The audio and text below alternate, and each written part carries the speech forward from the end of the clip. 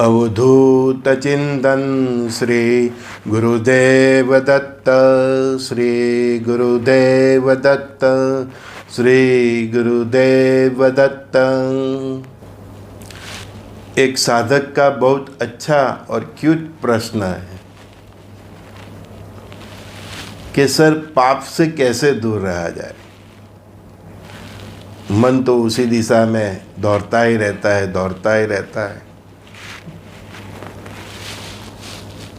तो मैं मेरे जीवन के बारे में बताता हूँ। एक दिन गुरु महाराज ने मुझे कहा था कि मन भले वही जाए तन न वहे। रंगदूत महाराज ने भी एक उनकी पंक्ति में गाया है कि मन भले वही जाए, मन भले दौड़ जाए पर तन न बहे, मन के साथ तन न दौड़े। गुरु महाराज भी बहुत ग्रेट थे। देखो, मन से किया हुआ पाप भी पाप ही होता है। हम गलत सोचते हैं, वो भी पाप है। लेकिन गुरु महाराज ने क्या कहा? मन भले वही जाए, मन भले दौड़ जाए उस दिशा में, गलत दिशा में, पर तन न बहे। तो कम से कम उसका बच्चा एक बार इतना मुहावरा कर ले, इतना उसको प्रैक्टिस हो जाए कि चाहे गमे तितली, चाहे कितनी भी सोच उसको गलत आए, लेकिन वो दिशा में, वो जो विचार है उसको सिद्ध करने की दिशा में कर्म न करे, इतना भी सीख ले। तो पहले कम से कम इतने से तो शुरुआत करे। साधक को ये भी तो सोचना चाहिए केवल मंत्र जाप से कुछ नहीं होता। कई बार हम मंत्र जाप करते हैं, माला करते हैं, तो माला करते हैं तब गलत मन हमारा कहीं कहीं दिशा में चला जाता है। तो मन तो वो सरोवर की तरह है। ऐसे भी साइंस की दिशा में तरह से देखे तो उसमें एक लिक्विड ही है। तो मन तो एक सरोवर की तरह है, उसमें तो तरंगे उठती ही रहेगी। लेकिन ये तरंगे क्यों उठ रही है, इसका स्रोत आपको ही जानना पड़ेगा। हम ना देखने की चीज़ देखते हैं, हम ना सुनने की चीज़ सुनते हैं, हम ना बोलने की चीज़ बोलते हैं। ये हमारी 3 इंद्रियां आ गई, बोलना, देखना और सुनना। न सुनने की चीज़ हम सुनते हैं, कहीं ऐसी गंध है जो हमारे अंदर, हमारी अंदर छुपी हुई वासना को प्रज्वलित करते हैं। ऐसे व्यसन भी है ना। कहीं इस प्रकार के खुराक भी है जो खाने से हमारे भीतर पिचासी वृत्ति जागृत होती है। तो मन तो है, उसमें तरंगे उठती रहेगी, लेकिन वो तरंग जो उठ रही है उसका स्रोत भी जानना चाहिए। जैसे कि हम कोई शांत तालाब है, उसमें हम पत्थर मारते हैं तो तरंगे उठती हैं। तो वो पत्थर को ढूंढना पड़ेगा कि आपका मन वो दिशा में बार बार क्यों जाता है, कोई एक सब्जेक्ट पर क्यों चिपका हुआ है, गलत सोच क्यों आती है। तो उसके स्रोत को बंद करना पड़ेगा।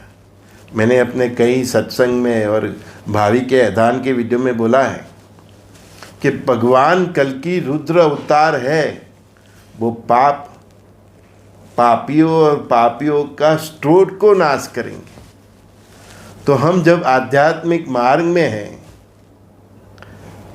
और हमारे मन में ऐसी तरंगे उठती है जो हमको, हमारा और परमात्मा के बीच में जो मन है, आत्मीय लगाव है, वो लगाव को डिस्टर्ब करता है, हमको भटकता है। तो उस तरंगों का स्रोत को हमें ही ढूंढना पड़ेगा। देखो, गुरु कितने स्मार्ट होते हैं, होशियार होते हैं। वो चाहते कि पहले उसका शिष्य, उसका बालक पहले इतना तो मुहावरा कर ले कि मन भले वही जाए पर तन न वहे। ये एक बार इसको ऐसी प्रैक्टिस हो जाएगी तो खुद फिर मन में उठती तरंगों का स्रोत ढूंढेंगे और उससे दूर होने की कोशिश करेंगे। ताकि गुरु भी जानते हैं कि मानसिक पाप भी पाप ही होता है, लेकिन पहले से ही बच्चे को जब वो पाठशाला में होता है, बाल मंदिर में, और एक जब आप उसको सीखना है तभी आपको उसको 100, 1000, लाख, 2 करोड़ 2 करोड़ की बात करोगे तो वो पढ़ना ही छोड़ देगा। तो बहुत डिफ़िकल्ट कोर्स है ना। तो गुरु भी बहुत स्मार्ट होते हैं। वैसे ही मेरे गुरु ने भी मुझे ऐसा ही सिखा। देखा संजय, मन जल भले वही जाए पर तन न वह है। फिर मन में उठते तरंग का स्रोत वो इंसान खुद ही ढूंढ लेता है जब उसका देह उस दिशा में जाना बंद कर देता है। काम वासना जागती है, शराब पीने की तलब जागती है, बीड़ी पीने की तलब जागती है, नॉनवेज खाने की तलब जागती है, न सुनने की तरफ जो न सुनने का सुनना होते हो। उसी प्रकार से जो हमारी पंच इंद्रियों को जो गलत दिशा में ले जाते हैं, तो उस दिशा का वो स्रोत वो इंसान खुद ही ढूंढेगा। मेरा भी इतना फैलाव हो जाएगा तो भैया मैं मोबाइल भी यूज़ करना बंद कर दूंगा, क्योंकि इसमें कभी भी कुछ भी गलत आ सकता है। एक बार एक समर्थ ट्रेन से जा रहे थे, तो वहाँ पे एक किताब पढ़ी थी, वो बोर हो रहे थे, और मैगज़ीन होता है ना, मैगज़ीन, तो उन्होंने कुतूहलवश वो मैगज़ीन उठाया कि चलो थोड़ा देखूँ क्या है, टाइम पास कर लें। समर्थ थे। जैसे ही पलटना उल्टा तो एक आधी नंगी तस्वीर आ गई उनके सामने। तुरंत उन्होंने रख दिया, लेकिन वो छवि भी उनके मन से निकालने के लिए उनको वक्त लगा था। ऐसा मन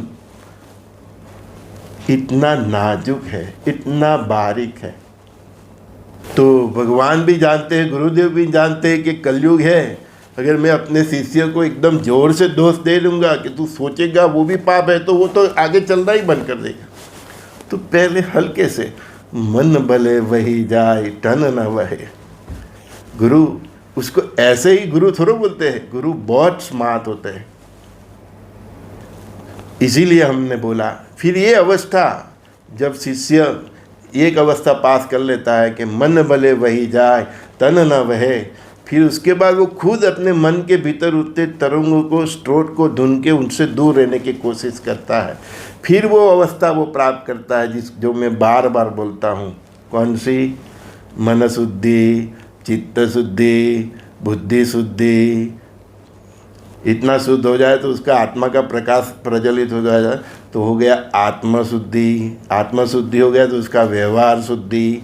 व्यवहार शुद्धि हो गया तो उसका कर्म शुद्धि। कर्म शुद्धि हो गया तो पाप से दूर रह गया, तो पाप और पुण्य से पर हो गया।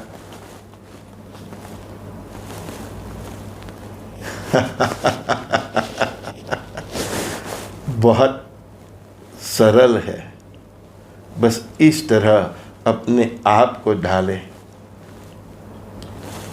फिर मंत्र भी सिद्ध होगा, गुरु के तवा फ्राई में भी सिद्ध हो जाओगे। संजय दस्ती का सभी दोस्तों को प्रणाम। श्री गुरुदेव दत्त। सत्संग से जुड़े रहे, अपने दोस्तों को भेजे, उनको भी सत्संग में शामिल करें, क्योंकि एक इंसान को एक इंसान बनाओगे तो एक मंदिर बनाने जैसा पुण्य लगेगा। सोच लो।